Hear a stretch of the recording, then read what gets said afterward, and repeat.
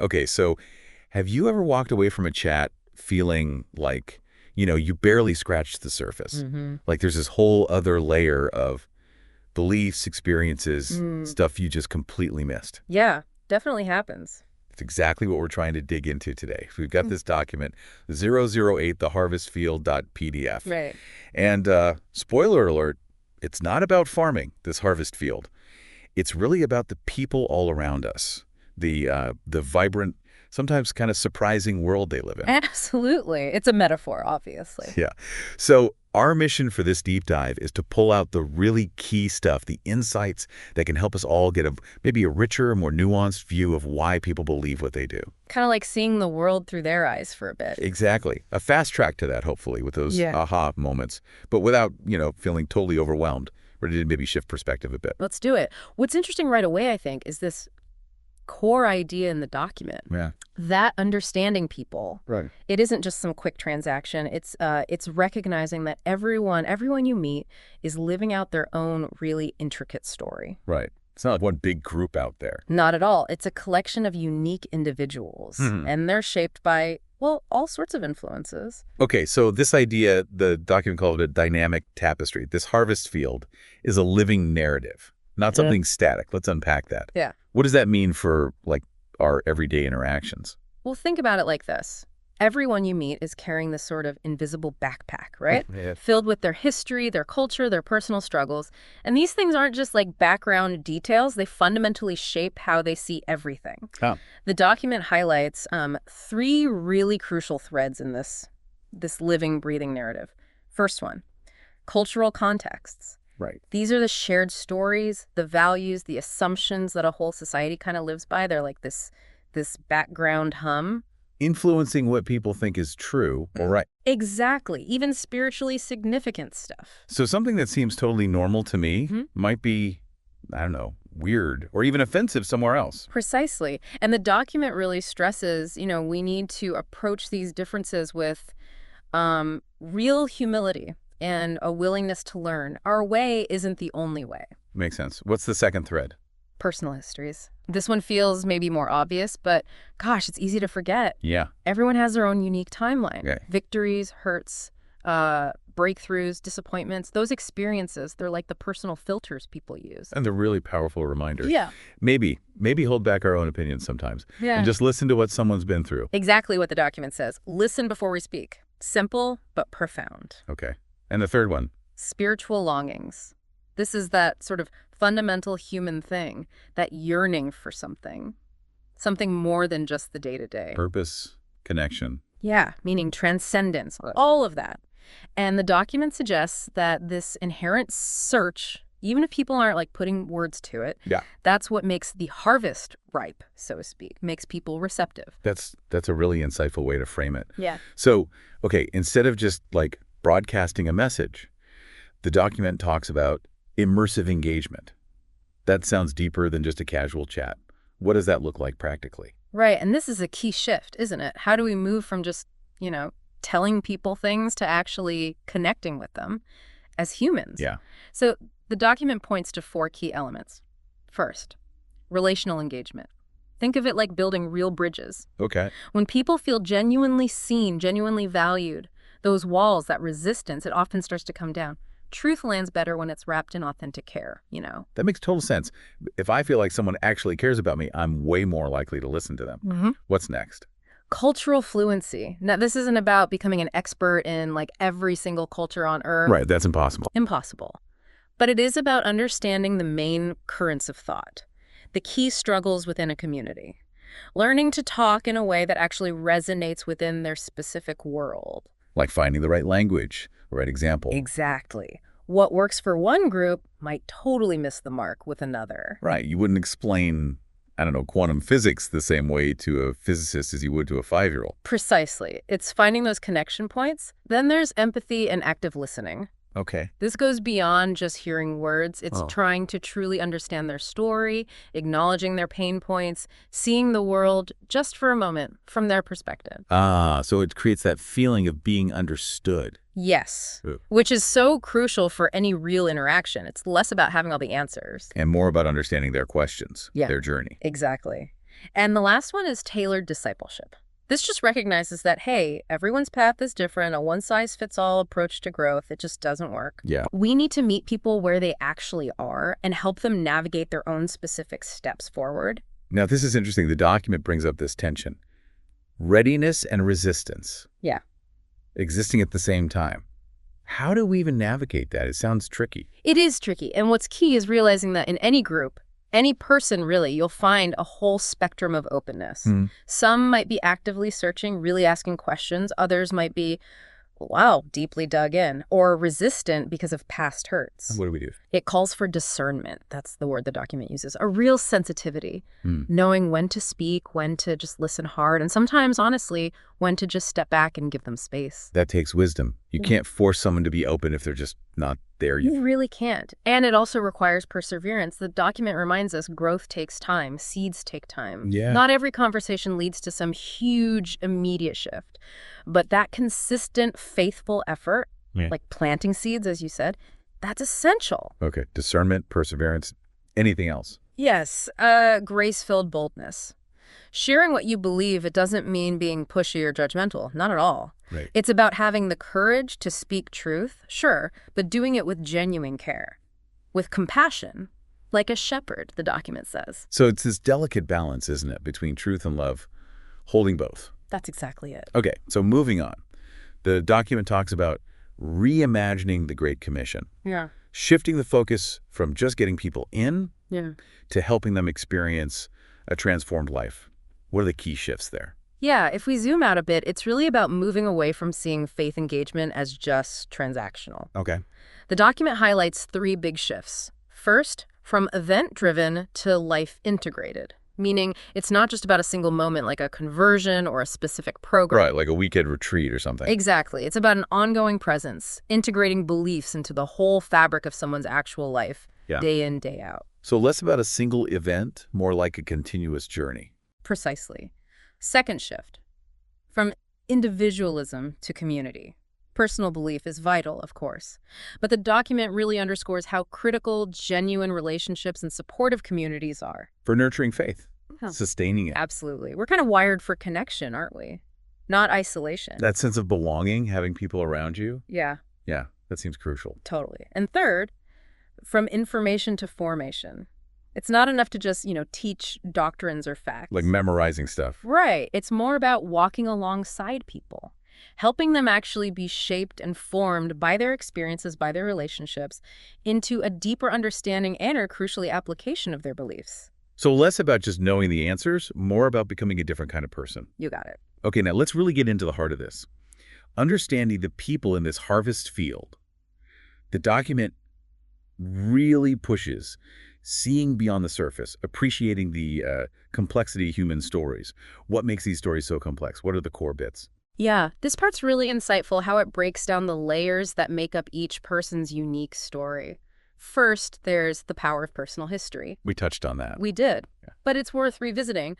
Our past family stuff, childhood, those moments that just stick with you, it deeply shapes how we see spiritual truths. Like the example in the document. Someone from a really strict, rule-based background might react totally differently to the idea of grace. Exactly. Than someone who grew up with more acceptance. That idea of unearned grace might be incredibly appealing, or maybe even confusing, depending on that history. It really clicks when you see it that way. Totally. What's next? Second, the lens of cultural evolution. Culture isn't static, right? It's always shifting. Technology, change in values, global connections. Which means how people view spirituality also changes across generations. What really connected with, say, our grandparents might feel irrelevant or even off-putting to young people today. The example of a young person like totally immersed in the digital world, they might be drawn more to an authentic story of purpose than a list of rigid rules. Exactly. It shows how the core message needs to find new ways, new expressions to connect with the current cultural moment. Absolutely. And the third element? Third is the interplay of struggles and aspirations. Everyone deals with pain, loss, but also ambition, those deep hopes and longings for something more. These inner realities, they significantly shape how open someone is to exploring deeper questions. So effective engagement tries to guide people towards truths that actually speak to those fundamental human needs and desires. That example of the successful entrepreneur, they have everything materially, but still feel that emptiness inside. That really hits home. It does. It shows that just chasing success or stuff doesn't always satisfy those deeper, maybe spiritual hungers. Right. And all this leads directly into how we engage with these complex stories, which the document says, rightly, starts with listening. Really listening. Yeah, definitely not jumping in with your own perspective right away. Not a monologue. No, the document hammers this. Active listening is crucial. So what does that look like? What are the practical steps to being a better active listener? Well, the document lays out a few things. First, asking open-ended questions. Not yes-no stuff. Questions that actually invite someone to share their story, their perspective. Like, tell me a bit about your journey. What are some of the big things that have shaped what you believe? Something like that. Okay, yeah, that invites them in, doesn't it? Doesn't put them on the spot. Exactly. Second, validating their experiences. This means acknowledging their feelings, their perspective, even if you don't agree with it. How do you do that? Simple phrases work, like, wow, I hear that faith has been a real struggle for you. That sounds incredibly difficult. It builds trust. Makes it feel safe for them to be honest, maybe vulnerable. Absolutely. And third, finding common ground. Looking for shared experiences, shared questions. It bridges differences. Creates connection. Maybe something like, I've actually wrestled with similar questions myself. Perhaps we could explore this together. It changes the whole vibe. Makes it feel more like a shared exploration, less like a lecture. Exactly. And the document even points out someone who's maybe skeptical of, like, logical arguments might be really open to hearing a personal story, a story of hope. Connecting human to human first. That's the key. Okay, so to really get where someone's coming from, we need to understand their worldview. The document talks about interpreting worldviews, how they're like the foundation for how we see everything. Can you maybe define worldview simply and why it's so critical? Sure. Think of a worldview as, like, someone's basic operating system for reality. Their core beliefs about how the world works, their place in it. It influences how they interpret everything, from little daily things to the biggest life questions. Okay, like mental software. Kinda, yeah. And the document stresses these worldviews don't just pop up randomly. They're shaped deeply by history, by society, by economics, all sorts of things. And if you want to communicate effectively, especially about big stuff, you have to understand the worldview of the person you're talking to. Otherwise, it's like you're speaking different languages, even if you're using the same words. Precisely. The document highlights three big forces shaping worldviews. First, historical context. Right. The shared history of a group. Things like, colonialism, wars, major philosophical shifts like the Enlightenment, they leave a lasting mark. So in the West, there's often this strong emphasis on empirical evidence, right? Show the proof. Exactly. Whereas in societies that have faced oppression, maybe ideas about liberation, justice, those resonate really strongly. And in cultures with ancient traditions, there can be this real tension trying to fit new beliefs with old heritage. Those historical currents definitely cast long shadows, Yeah. shaping things today in ways we might not even realize. They absolutely do. Second force, social and economic realities. Our day-to-day lives, privilege, struggle, community, isolation, they profoundly influence how we relate to faith. How so? Well, in maybe more affluent places, faith might be seen as just a personal choice, or maybe even just a cultural thing you do. But in communities facing big challenges, faith might be a vital source of hope, resilience. Right. And in more communal cultures, religion is often woven tightly into family, into the social fabric.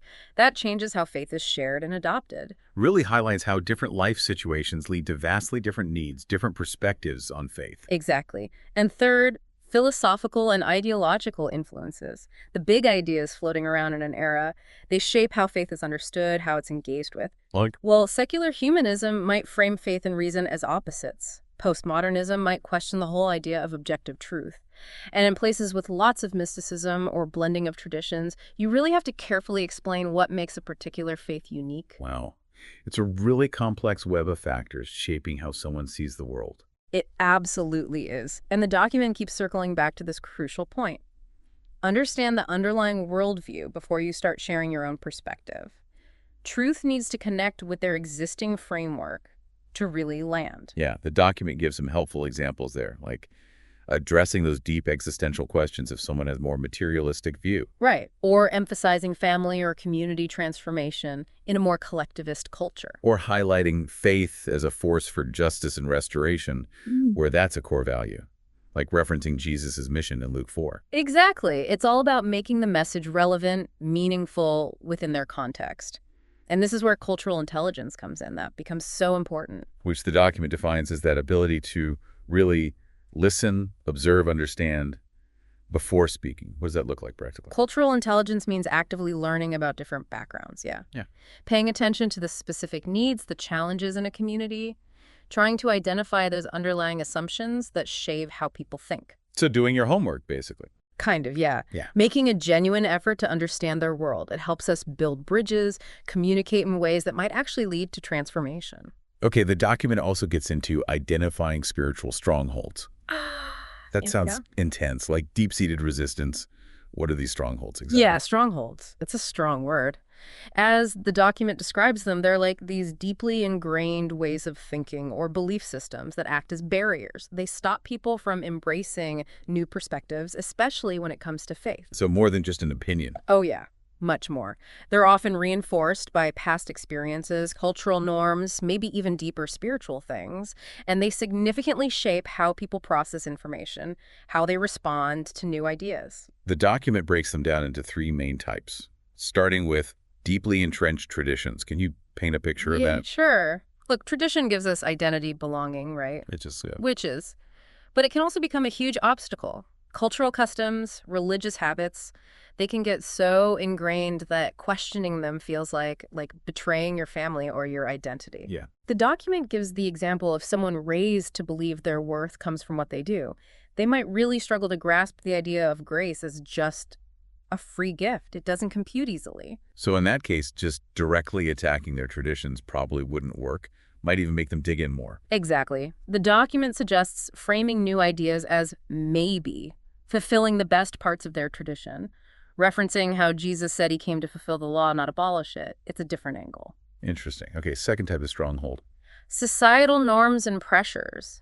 In our world today, which is often pretty secular or relativistic, just embracing a particular faith can feel like swimming upstream, can't it? Totally. The pressure to just go along with the prevailing views can be huge. The document uses the example of postmodern skepticism about absolute truth. That can make the claim that Jesus is the way, the truth, the life sound really narrow or exclusive to some people. So how do you engage with that? Well, the document suggests maybe framing truth not as a set of rigid rules, but as an invitation. An invitation to freedom, to deeper meaning, kind of like how Jesus offered living water to the Samaritan woman, right? Met her where she was, didn't just condemn her lifestyle up front. Exactly, a different approach. And the third stronghold, personal wounds and past experiences. This can be incredibly powerful. Yeah, I can imagine. So many people reject faith, not because of intellectual reasons, but because they've been deeply hurt by religious people, by institutions, or maybe tragedy struck, and it made them question everything. The document mentions someone maybe abused in a religious setting. That's devastating. How could they trust again? It's incredibly hard. And in those really sensitive cases, the document emphasizes that healing often has to come before truth can be received. Engagement needs to be soaked in empathy, understanding, embodying the love and compassion that person desperately needs to see, like Jesus' ministry to the brokenhearted in Isaiah. Wow. So much depth there. Exactly. So how do we go about breaking strongholds? The document stresses the power of compassionate engagement. It's about illumination, not force. Understanding, not winning. What are some practical strategies for gently dismantling these barriers? Okay, a few key approaches. First, recognize the root, not just the symptom. Often what people say is the problem, the surface objection. It's masking something deeper. Like fear or past hurt. Exactly. Underlying misconceptions. We need to ask, okay, what's really driving this resistance? Someone might argue intellectually, but the real block could be, I don't know, a past betrayal in a church. So dealing with the emotional, the relational stuff is just as important as the intellectual argument. Absolutely crucial. Second, reframe the core message to speak directly to specific barriers. The core message doesn't change, but how we communicate it. That needs to fit the context. Right. What clicks in one culture might totally fall flat in another. The document points to Paul in Athens, Acts 17. He referenced their own poets, their own altar to an unknown God. He started where they were. So tailoring the presentation, not the core message itself, to connect with them. You got it. And third, embody the message before speaking it. This might be the most powerful one.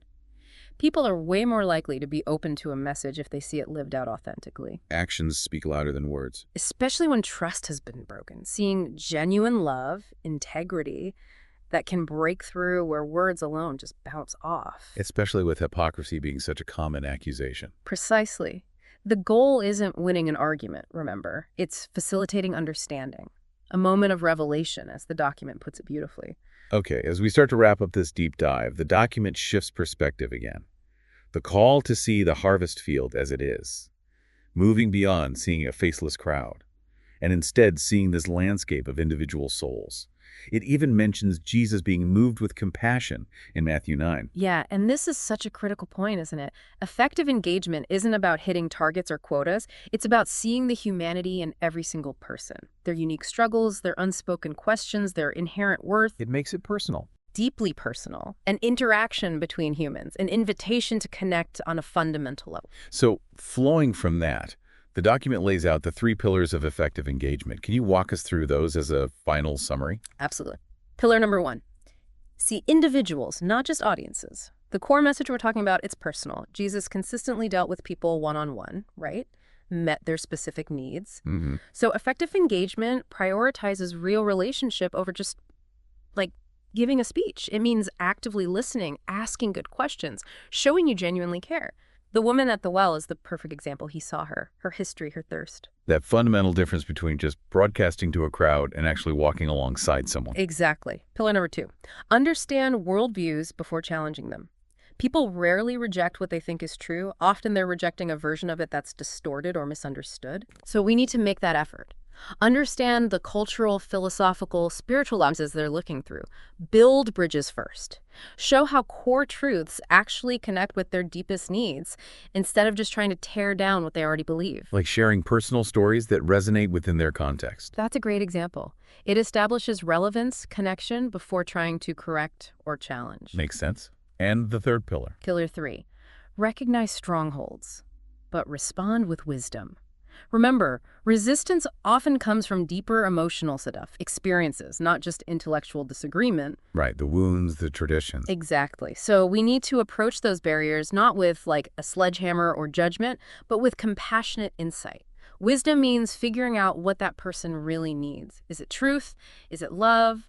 Healing? Just to be heard. And then responding appropriately. So, someone hurt by the church needs a different approach than someone from a super skeptical academic background. Totally different approach is needed. That's wisdom in action. So the big theme here, it really feels like seeing with compassion, not just urgency, like the document says. Those 3 pillars again. See individuals, understand worldviews, recognize strongholds with wisdom. That's the heart of it. Engaging with truth, but truth that's carefully wrapped in grace and wisdom. That's the key to effective connection. And that closing thought from the document is really powerful. Only those who truly see the harvest can reap its fruit. It's a call to, well, a deeper awareness, isn't it? To making space for real transformation, not trying to force it. Yeah. And that final question it leaves us with, it really sticks. Will we choose to truly see, listen, and engage in ways that can transform hearts? It's a potent challenge, really, to move past the superficial stuff and embrace a much more empathetic way of connecting with the world and with the people right around us. So wrapping up this deep dive on the harvest field, the big takeaways feel clear. It's crucial, absolutely necessary, to see each person in their unique complexity, to understand the worldview shaping how they see things, and to recognize those deep-rooted strongholds, addressing them with wisdom, with compassion, ultimately real engagement, effective engagement. It goes way beyond surface chat. It's about building real connections, relational connections, rooted in empathy and a genuine desire to understand where the other person is coming from. And that leads us to something really important for you, our listener, to maybe chew on. Yeah. Think about one person in your life right now, someone whose beliefs are pretty different from yours. How might deliberately applying these ideas we've talked about, really listening to their story, trying to grasp their worldview, being aware of potential strongholds, how might that change your perspective, and maybe even change how you approach connecting with them? That's a powerful invitation to self-reflection, maybe even growth. We really hope you'll keep exploring these ideas, thinking about the potential here, the potential of seeing the world and the people in it with more empathy, more insight. Thanks so much for taking this deep dive with us today.